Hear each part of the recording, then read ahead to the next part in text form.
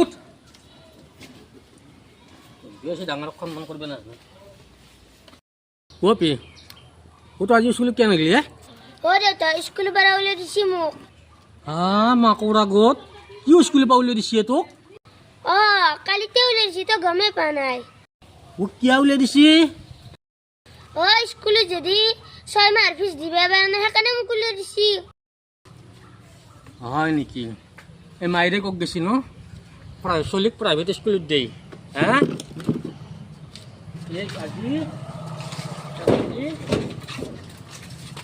কি কৰিম চাই থাক তই